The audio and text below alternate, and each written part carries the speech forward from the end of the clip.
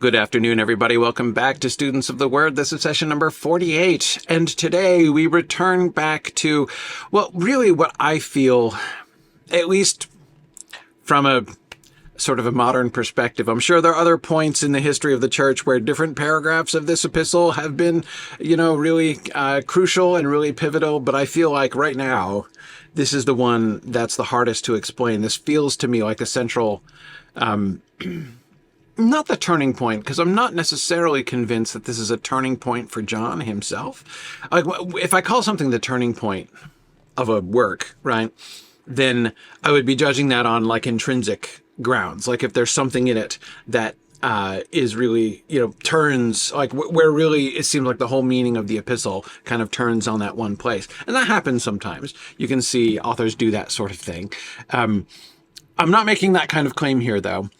Who knows? Maybe it is, and we'll find out that we think it might be, even for John.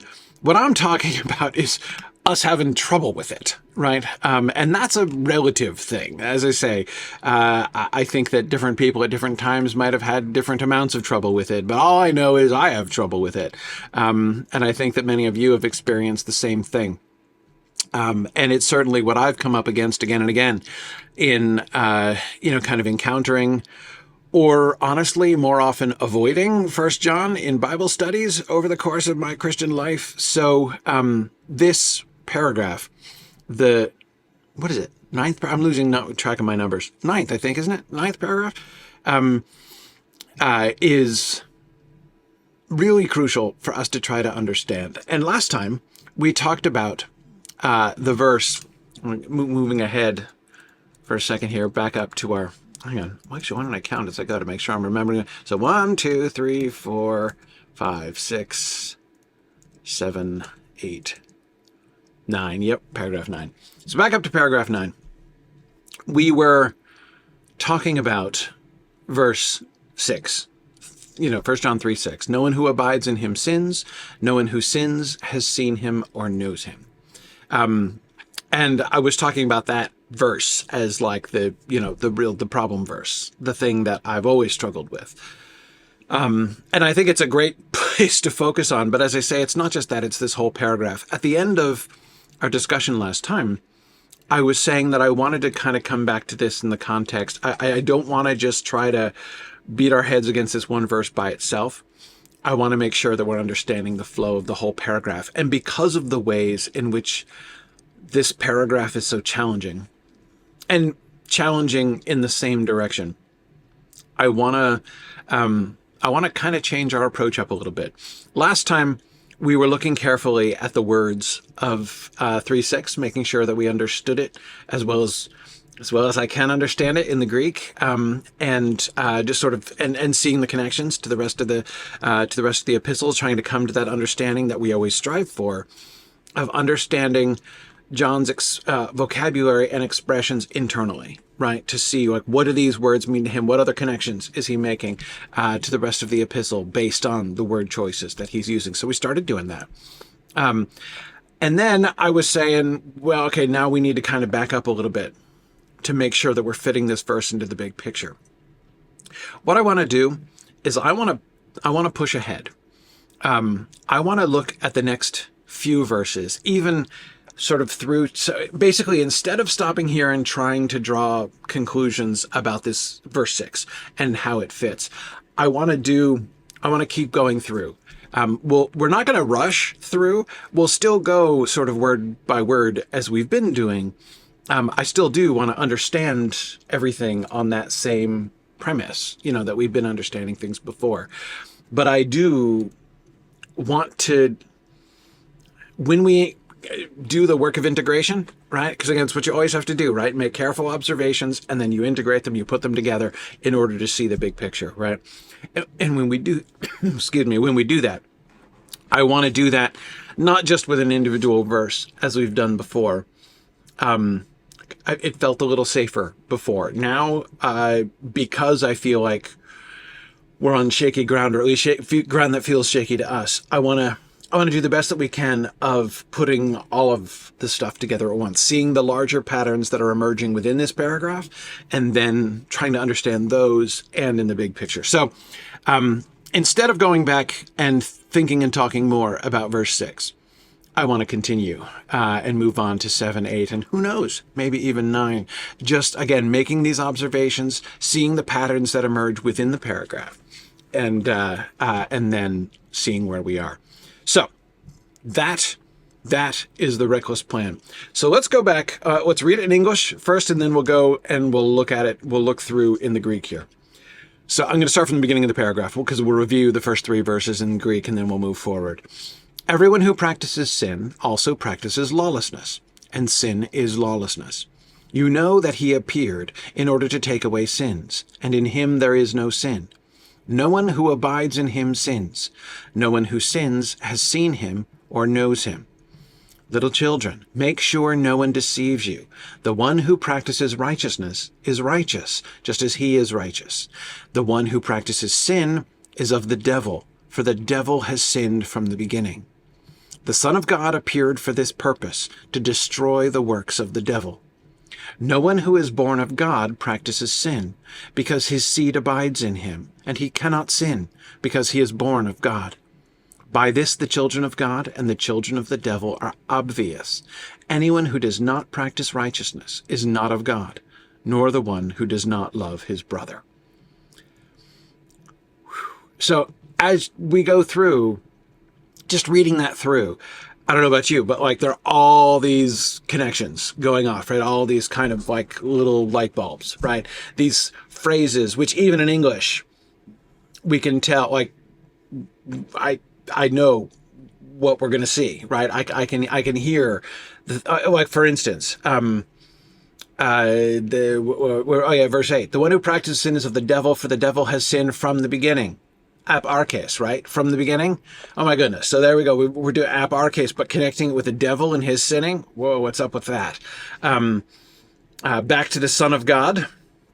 Thinking of all that father and son stuff that he did back in paragraph 7, which was such a huge thing for him to introduce there. Even destroying the works of the devil. The works, right? What word is he using there? And how is that connected with like the doing, like, for instance, what we already saw in verse 4, everyone who practices and everybody, the poie word, everyone who does sin, right? Is that the same thing? How is that connected? And back to the being born of God stuff that we were getting back in the end of paragraph 7 and the beginning of paragraph 8, right? Not to mention the one who practices righteousness is righteous, just as he is righteousness, which should also very much be reminding us of the end of paragraph 7 and the beginning of paragraph 8. And yes, the appearing again, Devorah, absolutely. The Son of God appeared, was manifested for this purpose, right? Yeah. Okay. All the manifestation, right? All that appearing that's been happening that we've been focusing on. And then the children of God repeated, and the children of the devil now, this time too. Talking about doing righteousness, being of God, and then finally loving your brother again, right back to paragraph 4, right, way back in the day. So much here. Like we can see that there are, how this paragraph is rooted in everything that he's been saying so far, and we can kind of sort through that. Let's look at it in Greek now and make sure that we're seeing the thing. So let's go back. Let's go back to the beginning. So pas hopoion, everyone committing sin, everyone who does sin, kai, also does lawlessness, also does the lawlessness. And sin is lawlessness. Estin, right. Okay, so remember we talked about this, and we talked about hamartia and anomia. And this seemed to be sort of closing loopholes, right? Sort of defining hamartia here, defining sin as lawlessness, rebellion against God. And with that important verb, poion, committing, doing, which we saw way back. Remember, we saw that back in paragraph 2, right? From the first time we saw it, verse 6, 1:6. If we say that we have fellowship with him and yet walk in the darkness, we lie and we don't do the truth. Right? We don't practice the truth. So we're not practicing truth We're not doing truth if we say we have fellowship with him and walk in the darkness. And here we're talking about doing sin, which is also doing lawlessness. Same verb, commits, poie, lawlessness. Okay. So we've got our definition. Sin is lawlessness. There's no escape. There's no escape. You can't say it's just a mistake. It's just a little thing. It's not a big deal. It's a big deal. He says it's a big deal. Okay. Kai. And. So we've got this, as we saw, sort of linked back to the previous sentence. And you know, oidate, right? That brain knowledge. You know that he appeared, that he ephanerothe, that one, ephanerothed, was revealed, and that's passive, right? Yeah, it's almost always passive. Was revealed so that he might lift off the sins, right? He might take away the sins. And hamartia, there is an estin, auto uk estin, right? There is not hamartia en auto, in him. Okay, there is no sin in him, and he was revealed so that he might take away sin. So, Devorah, this is the first ephanerothe that we need to keep track of, right? Because it's the one that's in this paragraph itself. Okay, so we're told that he appeared, that one appeared so that he might take away sins. And there is no sin in him. Pas ho en auto. Anyone, all the abiding in him ones do not sin. All right, so we had a tense issue here, didn't we? Yeah. Okay, that's present tense. Do not sin. Pas ho hamartonon. All the sinning ones, each of the sinning ones, singular, each of the sinning ones has not seen him, heorakanan, that same seeing thing that we've been doing since verse 1:1, right? That which was from the beginning, that which you have heard, that which you have seen, heorakanan, right? Remember we got heorakanan 3 times in that first paragraph, right? What that which you have seen and heard. Each of the sinning ones has not seen him, neither has he egnoken, has he come to know him. Remember, that's the other know verb. So we had oidate in verse 5, right? That sort of head understanding one. The coming to know in relationship thing, that's what each of the sinning ones has not done. Each of the abiding in him ones does not sin. Each of the sinning ones has not seen. What was our tense? Perfect, right? Yes. Did not see him, nor has not seen him and has not known him. Yeah, perfect. I'm not saying that is perfect. I'm saying it's the perfect tense. Okay, right. So that's as far as we got. Now, let's keep going. Technia. Little children. Remember the payoff on little children in paragraph 8, right? Little children, he's been calling us because does he love us as if we were his little children? Yes, that's true. But also, we are the children of God, as he was talking. That's what was revealed in that last paragraph, which contained so many revelations. Technia.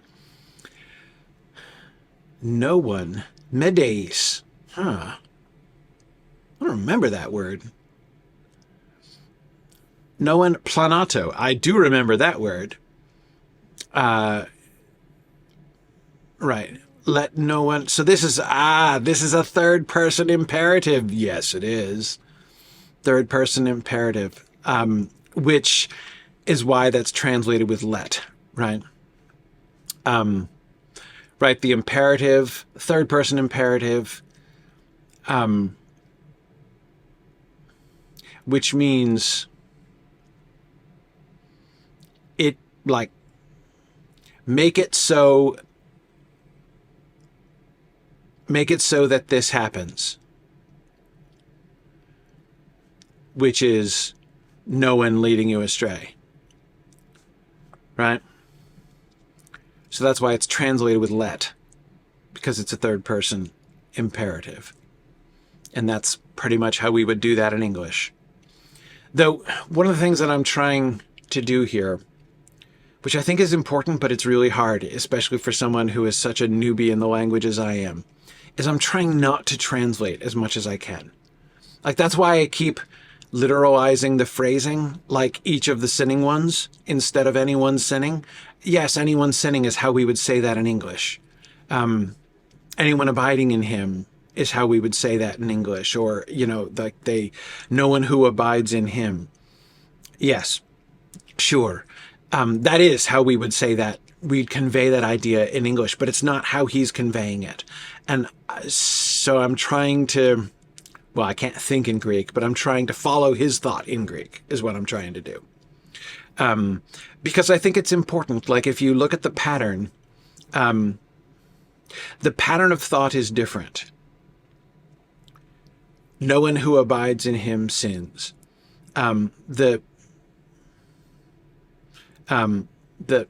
So like, notice, for instance, what they've done here in English, in the NASB, is create a parallel. No one who abides in him sins. No one who sins has seen him or knows him. Little children, make sure no one deceives you. Right? The no one 3 times there in 2 verses creates a pattern, but that pattern is not here. The first 2 are parallel. Pas ho, right? No, each of the.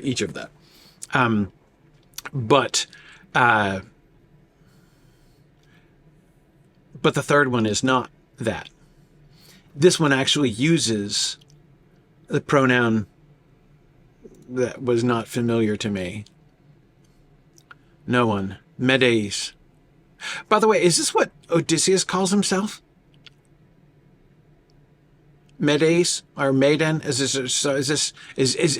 the word that Odysseus gives us? I'm thinking with the Cyclops' famous moment in the Odyssey, when he says his name is no one, and then making Polyphemus cry out that no one is killing him, no one is hurting him.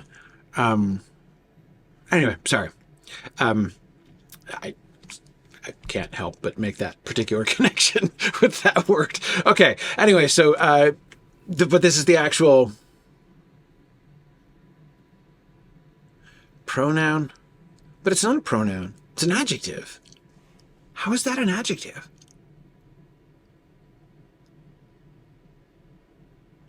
If it's an adjective, what on earth does it modify? I don't get that at all. Is it? You're not. Yeah, it is an adjective. How does that work?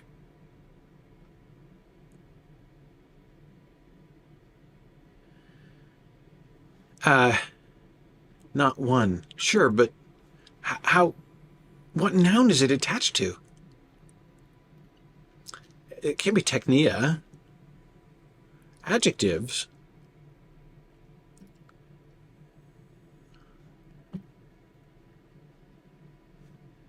But there aren't any nouns in arm's reach.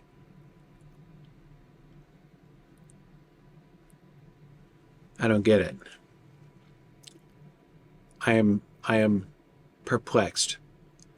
I was assuming, I didn't even notice that this said adjective. I was assuming that medes was a pronoun. That would make sense. The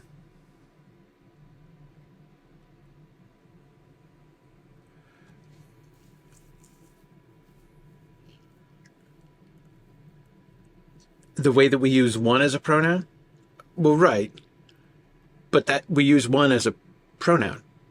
Like, we call it a pronoun. It's not an adjective. The heck kind of freaky adjective is that? Huh. Yeah.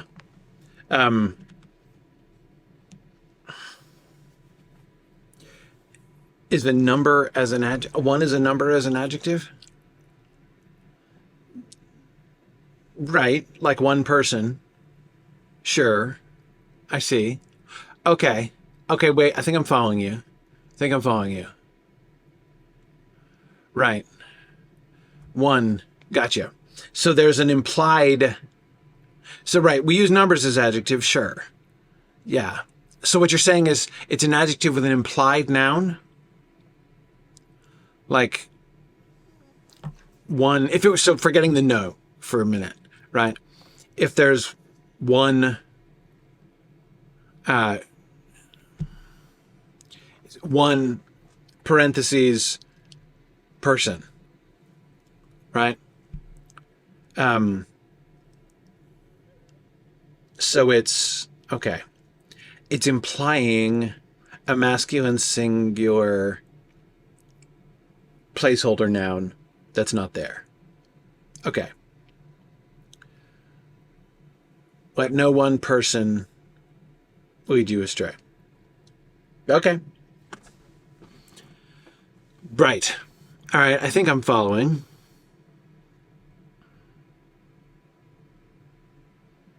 And it's the one, no one, in this case.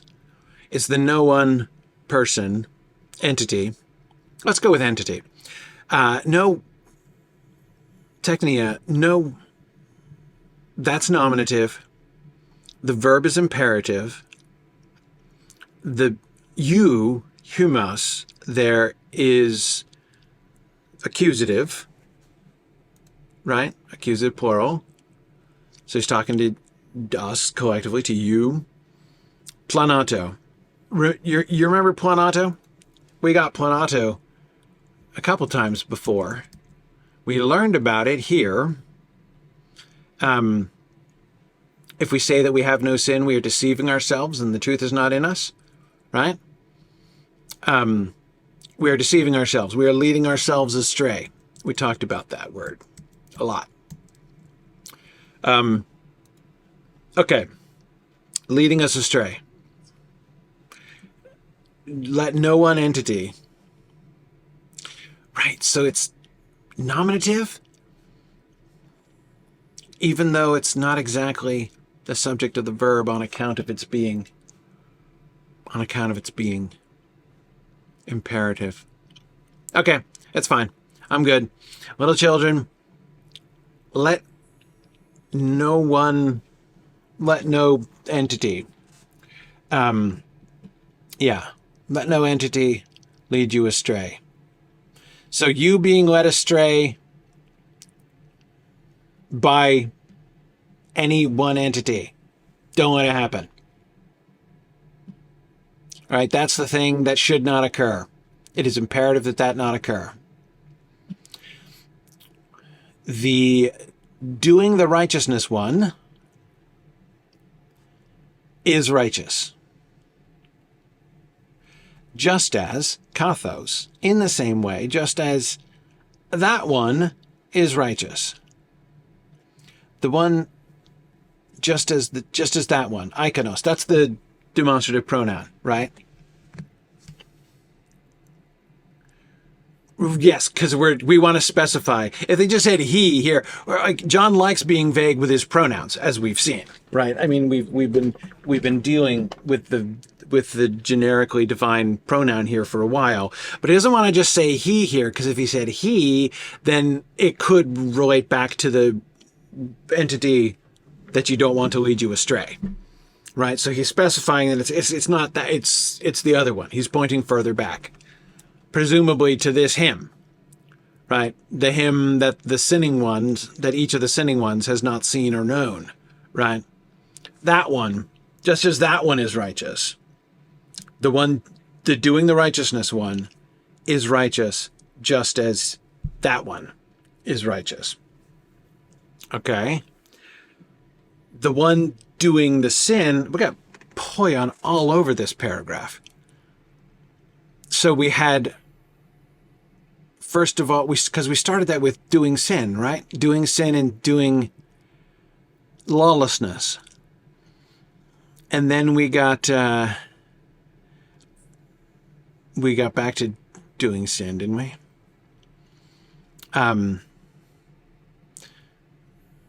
No, right here. Then now we're talking about the doing righteousness one is righteous, just as he is righteous. That one. The doing the sin one is of to Diablo, is of the devil. Yeah, the sin doing one, because this is another one of those participle. Yeah, the sin doing one is estin, is of the devil. Hang on, of ek, out of, from, is from the devil, right? Just as, hey, let me go back a little bit, because this is important. The parallel is to the children of God thing, right?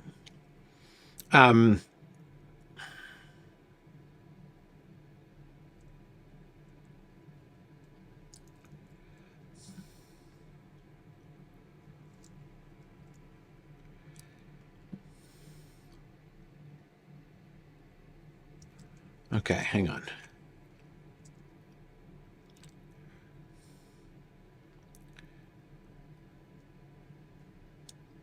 Oh, right, this is where verse 26 is where we got planato before, isn't it? These things I have written to you concerning those who are trying to lead you astray. Yeah, I knew there was another one. Aha, okay, let me, it'll be worth it here a second. Give me a second here. We're making connections. We're making sure we understand the words. Okay.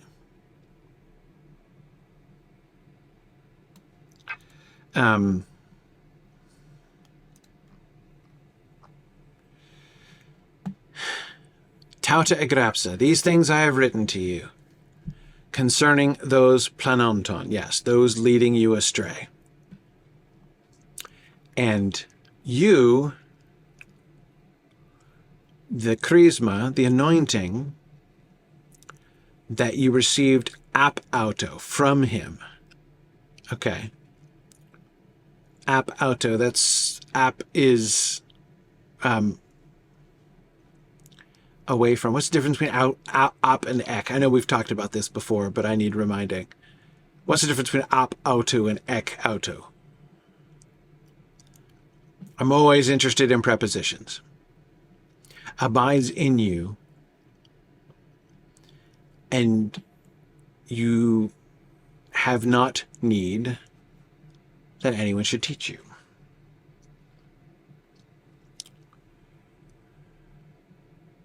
But just as the same anointing teaches you, peri, concerning all things, peripanton, love that phrase, about everything,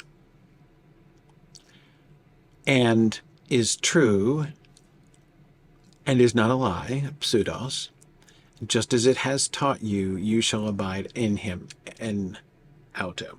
Okay, ek is out of, apo, away from. And right, the one, yes, 29, let's keep going. And now little children abide in him, so that when, right, the one that shifts from future to imperative, though it's like literally exactly the same, menete, in every way, but you can't tell whether it's imperative or future. Yes, or present. Yes, so that when he appears, we might have boldness and not be ashamed before him in his presence. Yeah. If you know that he is righteous, this is an important verse for us to review, as we'll see. Well, for the verse we're talking about already, if you know that he is righteous, eon aidete, if you know,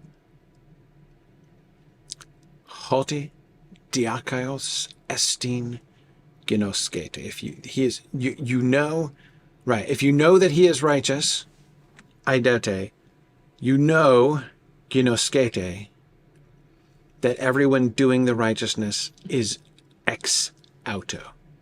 Yes, there it is begotten out of him.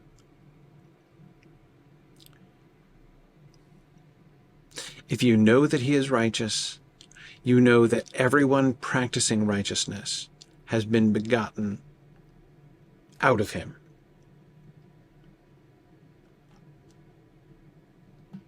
So apo means away from, but if you say you got something, apo something, it means like from. right? Like he sent it away from himself to you, right? So you would get a package from somebody. Like when you get something in the mail, would I use app for that? Right? If somebody says, oh, I got a Christmas card from that person, you'd say app, essentially, right? But if I'm talking about my parents, I came from them. I am ek, my parents. Am I properly understanding the distinction there? Engendering uses ek, yeah. Yeah, I would think so. Okay. Out of. Gotcha. Okay. So back to where we were then. No one is medes, leading you astray. The one doing righteousness is righteous, just as that one is righteous. The doing the sin one is ek tu Diablo, is out of the devil. So this is our first pointing to this idea that there are those who are begotten of God. There's and remember that was all connected with the anointing and everything else. The children of God. And now this is the first idea that we're getting of the children of the Diablo, of the devil. The sin-doing one, estin ek tu Diablo, is of the devil. Ek tu Diablo estin. Hoti, because, and that's usually causal, as I recall, hoti.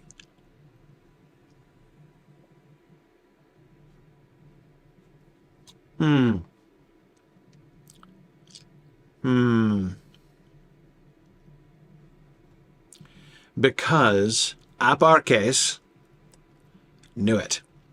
Because hoti aparches, ho diabolos, hamartanai, has been sinning? Present indicative. Why are we saying has been sinning? Because it makes sense in English, but that's not what it says. It says the practicing sin one is of the devil because from the beginning the devil sins.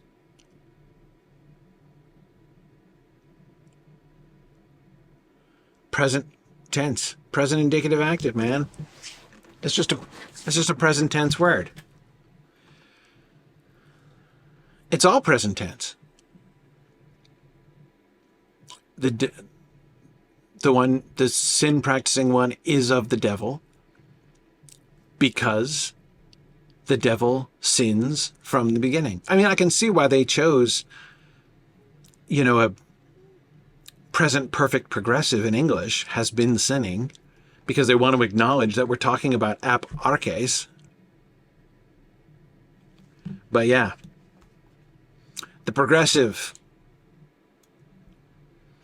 one of those things that English does, which makes English cool. Because so many languages just don't even have that. Anyway, but let's not brag. The devil sins. Okay. Because from the beginning the devil sins. Aparches. We got to come back and do a whole aparches study. All right. Eis tuto. For this reason. For this. I see. The reason is implied. For this, ephanerothe ho huios tu theo.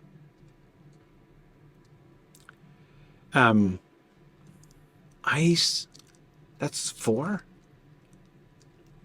I thought that was 2. Yeah, you can't fool me. 2. It's one thing I'm obsessive about. It's prepositions and conjunctions. Right. 2, not 4. 2. Into. to this, into this. Right, implying a goal. Yeah, exactly. That's just what it sounds like. To this purpose. I'm not fundamentally disagreeing with the translation here, but like to this purpose, into this reason. Like there's a movement for this reason. Sounds all, I don't know, academic, right? To this purpose, into this purpose. We're moving here. This is the explanation for why the Son of God, huios tou Theou, was ephanerothe, was revealed. And we were correct. Those appearances, right? It's still ephanerothe, which I still don't agree appearance is a good translation for. There I do have a little bit of an issue. Revealed, yes. For this reason, the Son of God was revealed. Passive again, right? Yep, passive. Hina, so that. Now, hang on a second. Remind me about Hina. This is not just as. Just as is kathos. Right, this is Hina, purpose. In order that. For the purpose that. Yes. Okay. To this. To this, the Son of God was revealed. For the purpose that Luce. Destroy, huh? Hang on now. Loose, release, dissolve. So this is not destruction. Like you wouldn't do this to a thing. Right. Exactly. You would do it to a commandment. Whoever shall luo, who will do this to the least of the commandments, right? Yes. And also whatsoever you loose on earth. Oh, that's really interesting. You will have loosed in heaven. Sure, yeah. More. Let's I want to go to John. Where does John say it? In John we get, John the Baptist isn't worthy to undo this to Jesus' sandal. Right, to take something that was tied and to unloose it, to untie it. But you can do it to the temple. Oh, well, that's really interesting.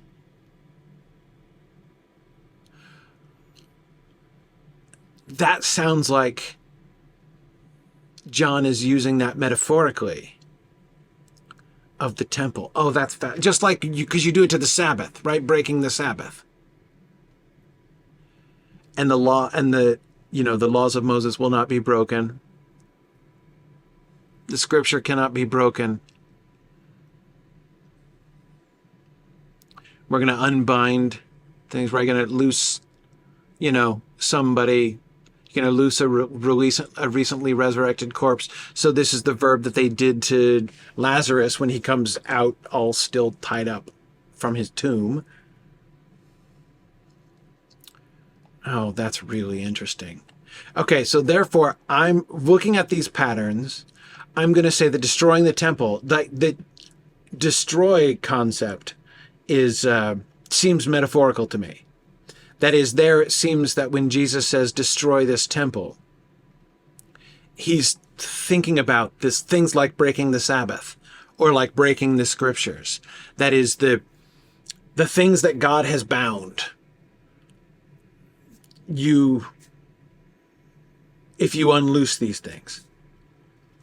This idea, the metaphor would seem to be when he says, destroy this temple, when he appears to be referring to the temple, and not just his body. He's talking about that which, because the temple is the connection point between heaven and earth, right? And so if you release that, that is so cool. Okay, so it's primarily an untying, an unbinding, untying thing. So, and this is the reason, this is the goal of why the Son of God was revealed, so that he might loose, he might untie.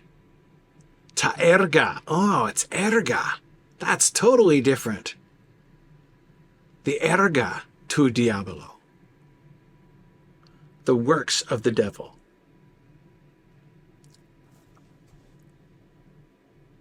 Okay. Let's look at erga, and then let's finally look at diabolo, because I've been putting that off. Okay.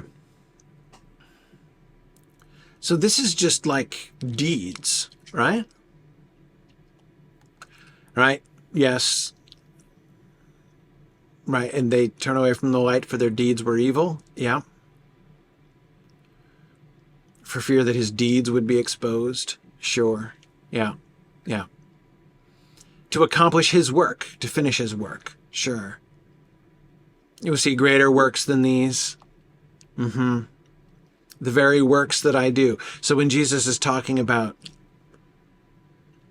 his miracle, so that we may work the works of God. Yes, this is the work of God. Yep. Yep. Deed or action. Sure. Yeah. Pretty generic word. I agree. Though Jesus's quotations there put it in an interesting context. Okay. All right. Let's talk about Diablo. Now, Diablo, this is cool. This is really cool. I never really got this before. Diabolos means slanderer. Slanderer. Which means this is just the Greek translation of Satan. Right? Because in Hebrew, Satan, Satan, the Satan, it's usually used with a definite article, right? In the Old Testament, the Satan, which means accuser, like a prosecuting attorney, right? The Satan. Yeah, the accuser. So diabolos is literally, it's the same thing. Slanderer. Now, I agree, Devora, there does seem to be an additional spin. That is, the Satan, if I'm understanding it properly, like as we see it in Job especially, right? There is little in Job to suggest that the Satan is not doing his job, right? Making accusations. That is to say, the difference between the accuser and the slanderer is, Devora, as you point out, falsity, right? Untruth. To accuse someone and to slander someone might sometimes be the same thing, but only if your accusation is false.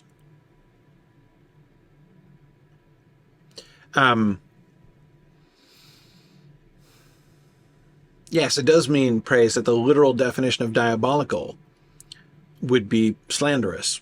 Yeah. Yeah. Okay. Wow. Okay. Right. So, yeah, John, I was thinking the same thing. John says, I'm willing to bet we can thank the Septuagint for that usage. Yeah. No, I would think. This makes me think, I don't know. And any of you who can check the Septuagint, I would love to see it. But this would make me say, like, it's obvious, right? This is almost surely the word that the Septuagint uses when it translates the Satan. So in Job, we're totally talking about the diabolos, right?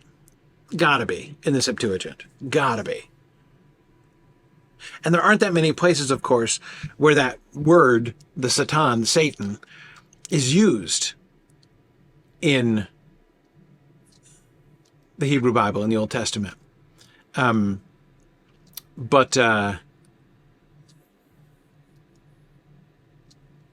Yeah. But I bet you they use this word for it. which means, boom, Randall just checked it. Yep, Job 1:6 has diabolosine. Yep, there we go. Okay, so when he says the diabolos, he means the Satan. He's invoking the same idea of the accuser, and it's super, I mean, it's complicated. It's funny because my experience with that, and I've done a little bit of study in this, my experience with it is like, you look at it, you come to it with like the Christian cultural understanding, right? That this is Satan doing things to, like, this is the devil, Satan, doing things to Job.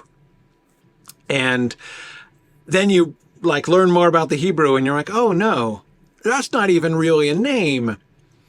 That's just the Satan, the accuser.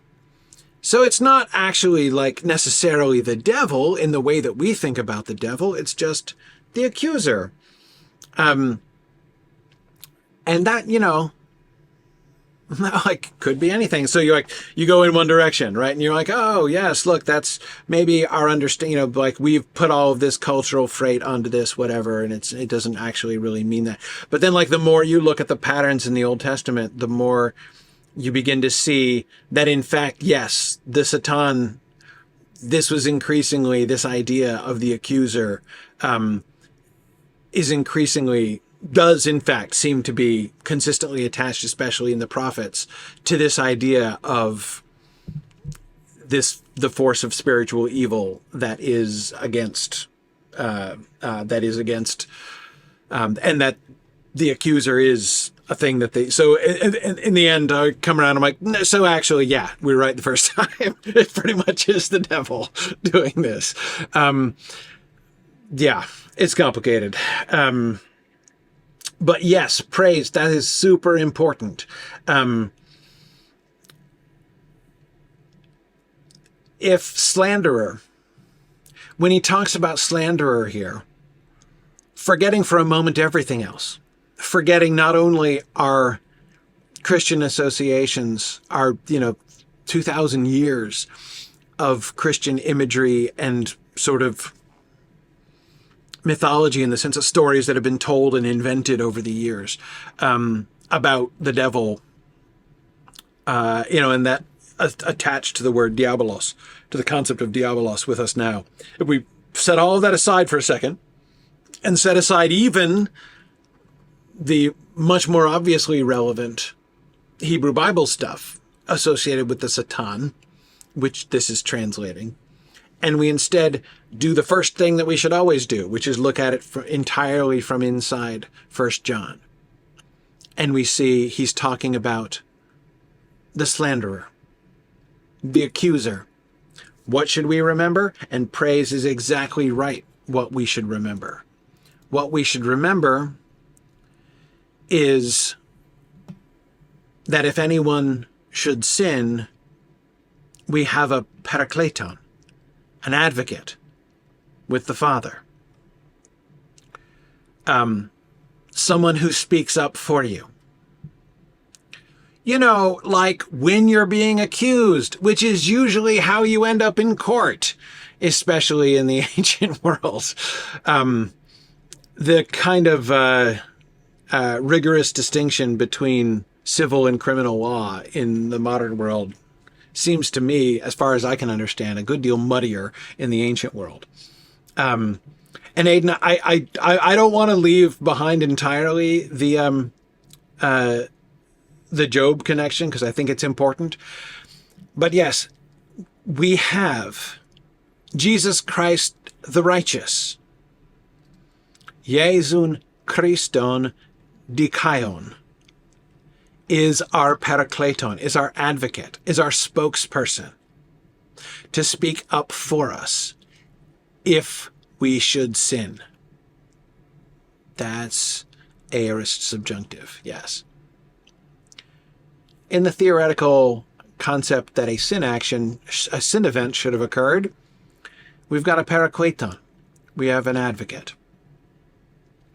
Exactly, Randall. So we have the prosecution. So that we've had the defense all this time, right? We got the defense way back when, but we didn't hear anything about the prosecution. And now the prosecution has stepped forward. The accuser. So with your permission, I'm not going to translate in my head the word Diablo as devil. I'm not even going to call him the Satan, which I might from Hebrew. I'm going to call him the accuser because that's what it means. And that seems to be the whole thing. Remember, it was all about sin. If anyone should sin, we have and who is our parakleton? Jesu Christos diakasunen. And remember the connection that John was making so strongly in paragraph 6 or 7, I'm losing my numbers, between him being the Christ and him being the Son of God, right? Remember the denying the Son, denying the Christ, denying the whole Antichristoi thing, right? And we were reminded of the righteousness. And then we come back to the Son of God, the revelation of the Son of God. The Son of God was revealed so that he might lyse, he might untie, he might undo the case that is being presented by the prosecution. Right?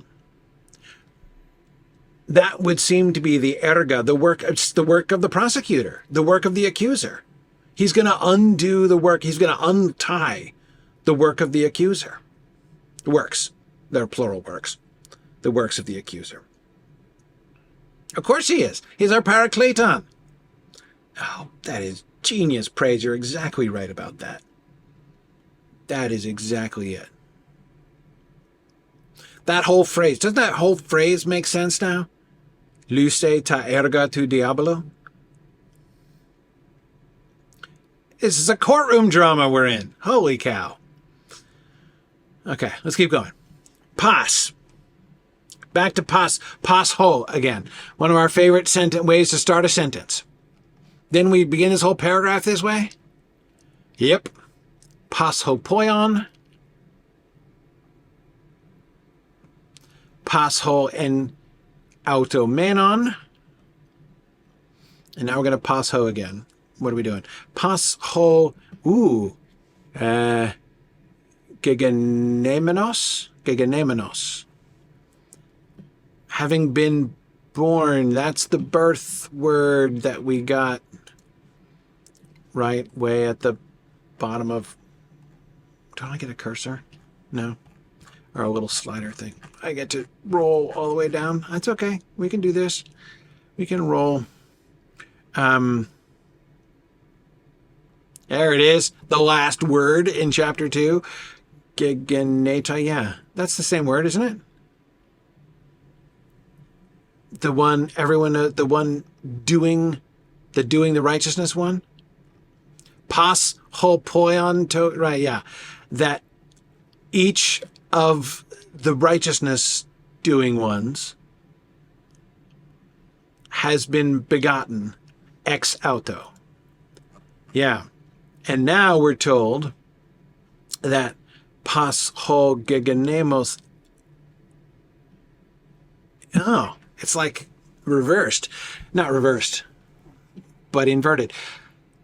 Each of the having been born of God, out of ek to theo, born out of God ones, what do each of the being born out of God ones do?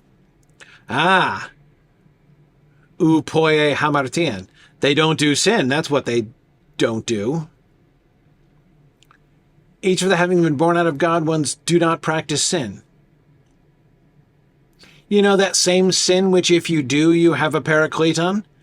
That's what you don't do if you've been born out of God. Because hoti sperma, oh really, seed. That's botanical. Okay, because What? Okay, because the seed, nominative, singular?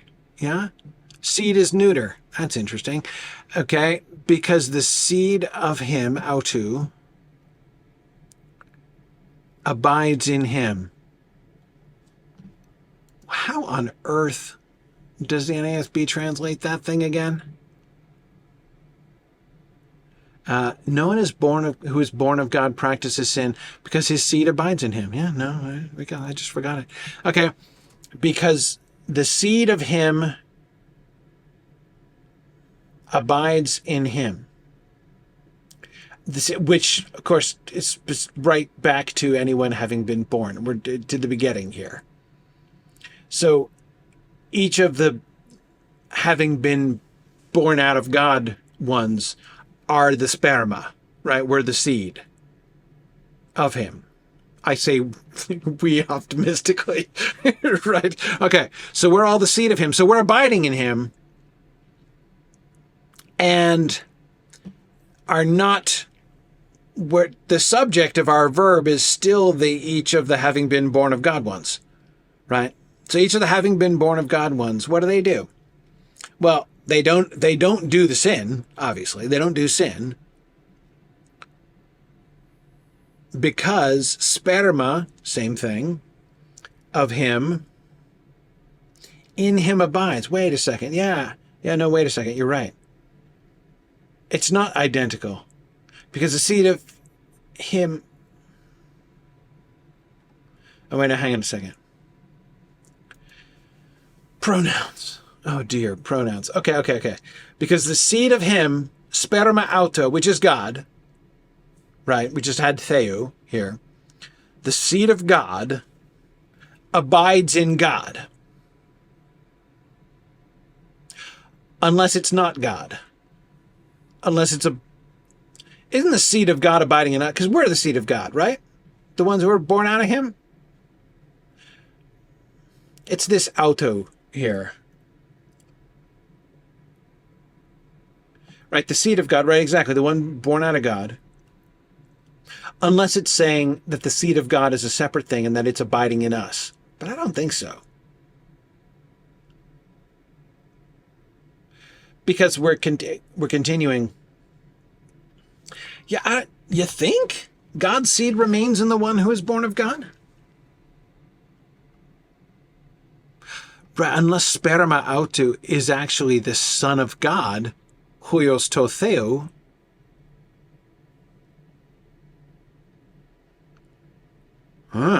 That's possible.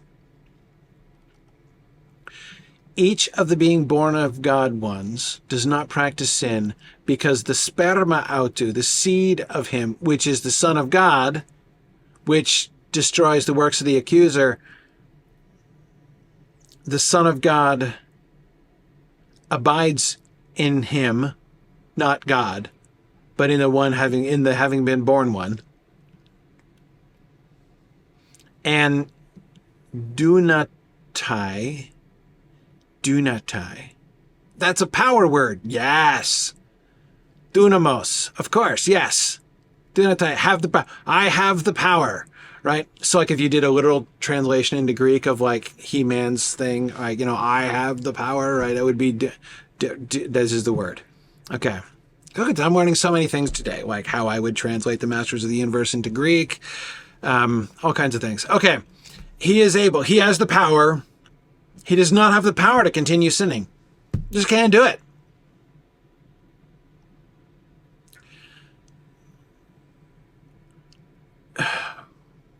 He does not have the power to continue sinning. What's that about? Present infinitive active. Why are we saying continue? To sin. Present infinitive. It's just to sin. How does it imply continuous? How would it be different if it were not continuous? Is there a different form of the infinitive?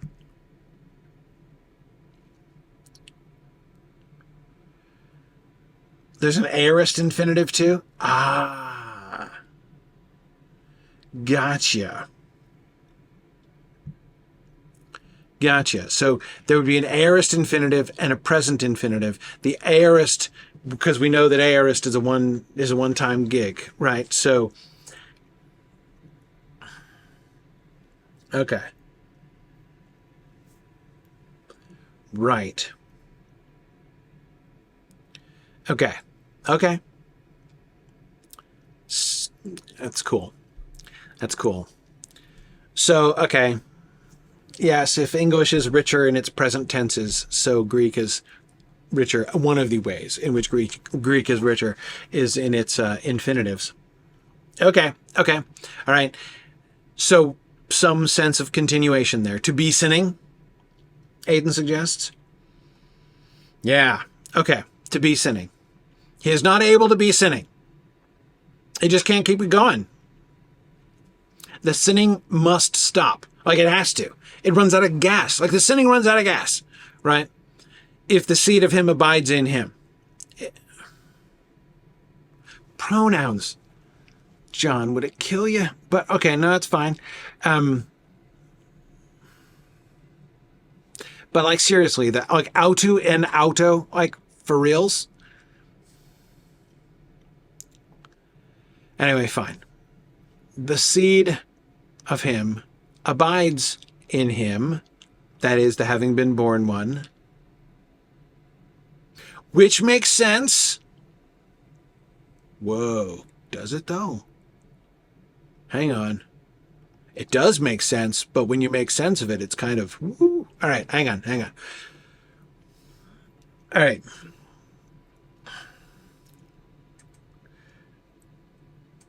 The gegenemenos process, the having been born, we were looking at that. It sometimes means begot, like in the genealogies, but it also just means to be born. As I recall, when we were looking that up before, it's kind of sort of gender neutral in the sense that is just like we have some specific verbs like beget in English specifically refers to the father's role in the child creation process, right?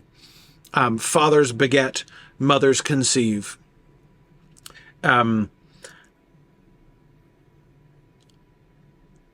So that's what I mean by gender specific, that it's like referring to like that specific, that gender specific, that sex specific, let me not say gender, that sex specific process, right? But we were noticing, as I recall, that when we were looking up, what's the lemma? What is it? Genos? Seriously? Okay. We're looking at genos there. It seemed to be like women and men were both doing it, right? It means making kids, right? Ganeo. Yeah, ganeo. So, but nevertheless, we're born out of God. So we're the children of God, as we already established in the previous mind-blowing paragraph.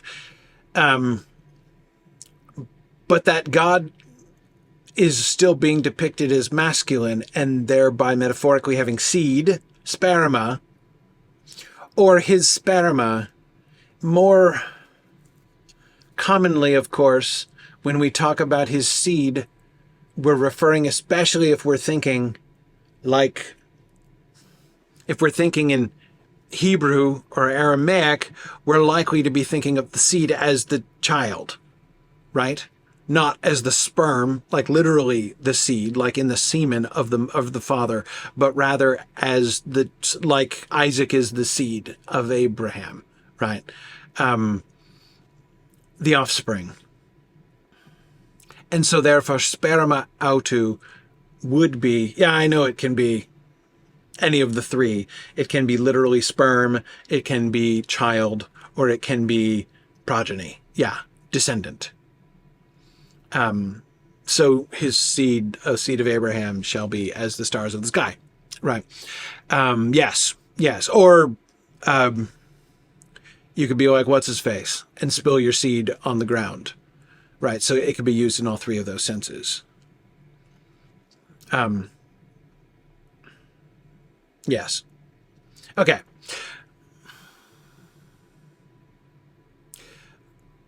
But his seed is abiding in you. If the seed, I think I agree. I think it's clear that the seed is the son of God. Whew. Okay. Abides in you and is not, what am I getting at? The problem I'm having is what on earth is the subject of the verb dunatai? What is not able to continue sinning? The one having been born of God. Yeah. Back to our main subject. Each of the having been born of God ones. So that dunatai is parallel to poie hamartia. Yes. Gotcha. Perfectly clear. Perfectly, right? Each of the having been born of God ones does not practice sin and is not able to continue sinning.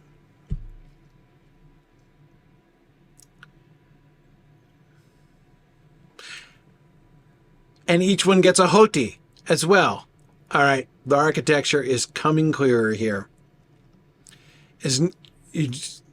Does not practice sin, just doesn't do it. Present indicative active. Does not practice sin because his seed, i.e. the Son of God, abides in him.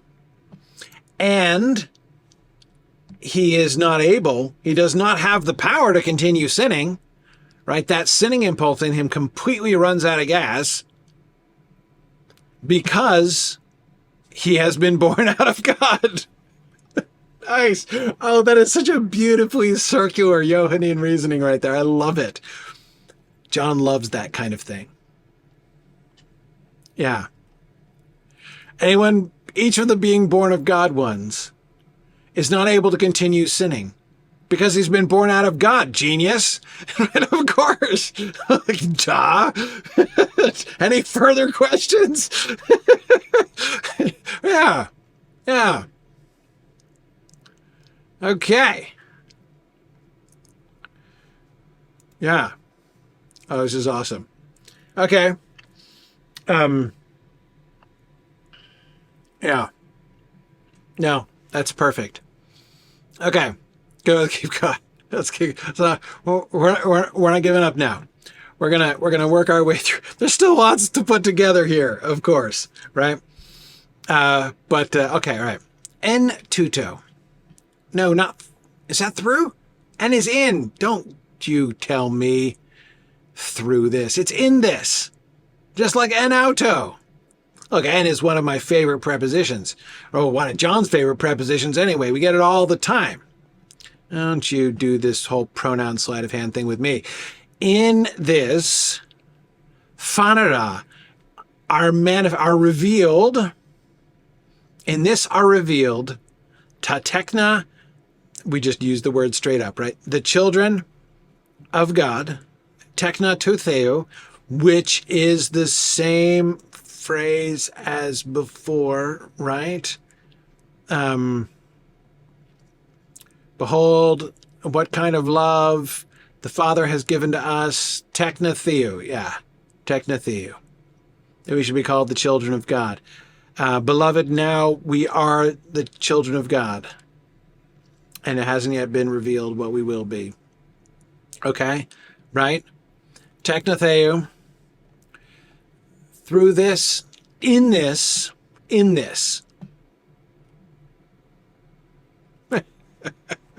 Tune in next time when we ask the question, what on earth does the pronoun this refer to in that sentence? Holy cow. Through this is a vague pointer, right? I mean, he's just waving his hands at everything he just said, surely, right? Through all this stuff, the children of God are revealed. And the children of the accuser.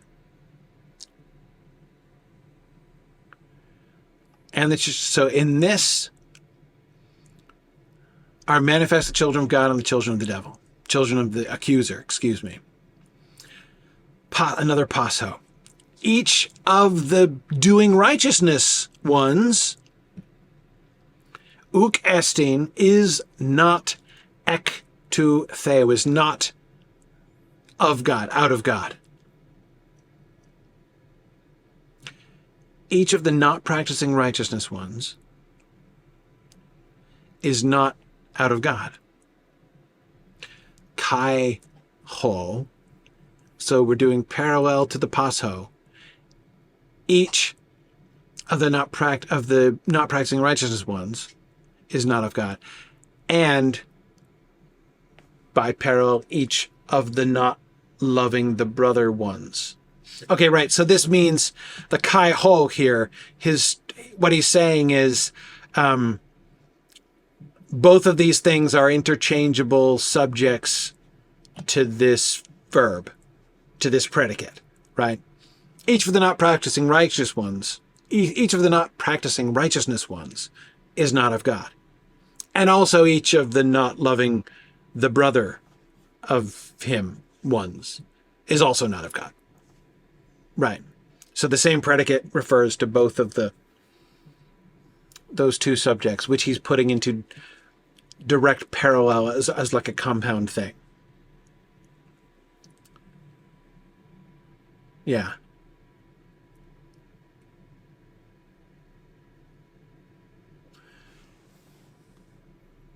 Right? Is that right? Yeah, because it's nominative. The loving. Yeah. And each of the not loving, and then this is accusative, the brother of him, of course, is an accusative phrase. It's what you're not loving. Yeah. Just as righteousness is what you're not practicing. Okay. Whew. Oof. All right. Okay. We've learned a lot of things. Next time, we're going to roll up our sleeves and we're going to figure it all out. But hang on a second. Let's do a little bit more looking back. We got a couple more minutes yet. Here we have direct parallel between the practicing righteousness one and the loving the brother one. Which, of course, means we should be remembering back to paragraph, what was it, 4? 1, 2, 3, 4. It was 4. Yeah.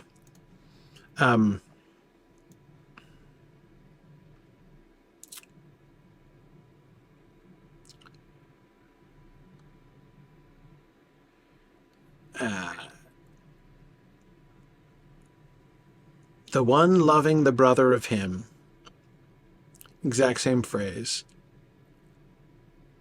abides in the light, and there is no cause for stumbling in him.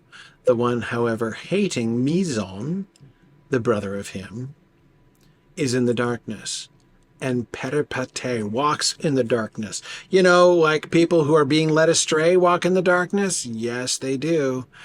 And does not know where he is going. No, he wouldn't, would he? Because the darkness has blinded the eyes of him. So he's been led astray, and he does not see. Oh, man. Oh, man. But you see what I'm thinking here? Back to no one has sinned, has seen him, or knows him. Right? We get the seeing him like if you hate your brother, you're blinded. The darkness has blinded you. And then we got the make sure no one deceives you, make sure no one leads you astray.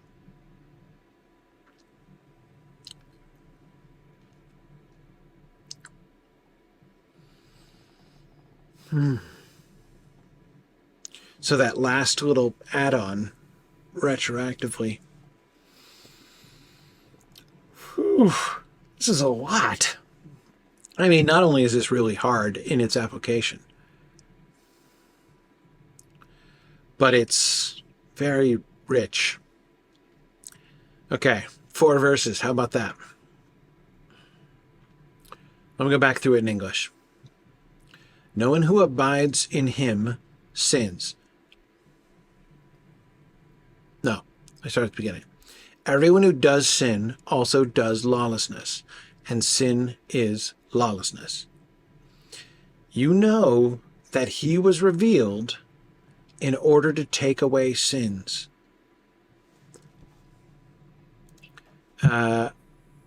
Verse 5. How do they say in order to? This is chapter 2, so that won't help me. Verse 5. Hina, so that. Okay, so that. You know that he was revealed so that he could take away sins. So that he might take away sins. And in him there is no sin. Oh, let's not forget about that singular and plural sin thing, too. Okay. You know that he was revealed so that he might take away sins, and in him there is no sin. Each of the abiding in him one does not sin. Each of the sinning ones has not seen him, nor known him. Little children, little technia, make it so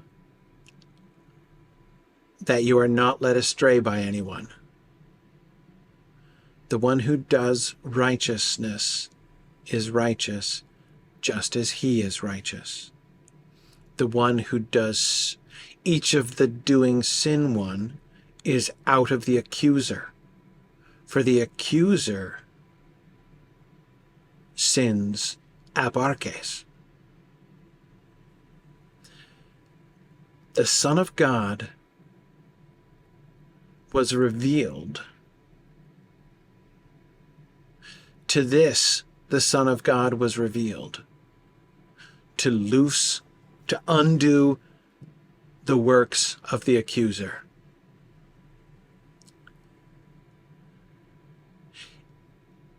Each of the born of God ones does not do sin, because his seed abides in him. Each of the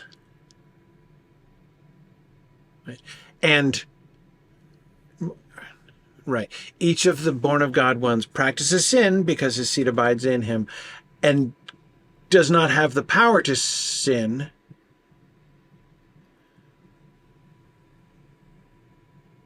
because he is born of God, as we said. In this, the children of God and the children of the accuser are revealed. Each of the righteousness practicing ones. Wait a second, I lost it.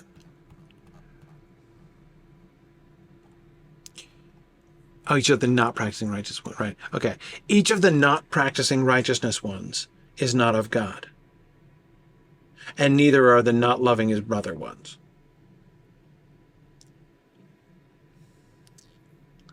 Okay. Okay. All right. Next time we're going to do some work. Not that we weren't doing some work today.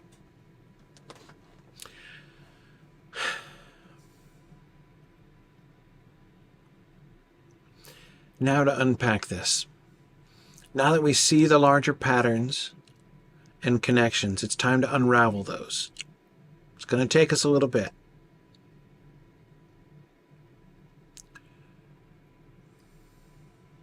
But now at least we have all the terms clear. The children of God and the children of the accuser. which I think we've got to be still thinking of the Antichristoi from before. Yes. Okay. Whew. All right. There's a lot here. I feel like it ties together almost every other paragraph that we've seen before. This is a really integrative paragraph, which is challenging. But we'll see if we can map it out. Next time, we roll up our sleeves and we start working through these concepts clearly. All right. Great first start here. That was a lot of fun. I learned a lot already. Just the whole Diablo accuser thing is huge. Huge. Yeah, we'll come back to it. Man. Whew. All right. Lots to think about. Look forward to continue thinking about this with you next time. Thanks very much for joining me as always. And I will see you guys next time. Bye now.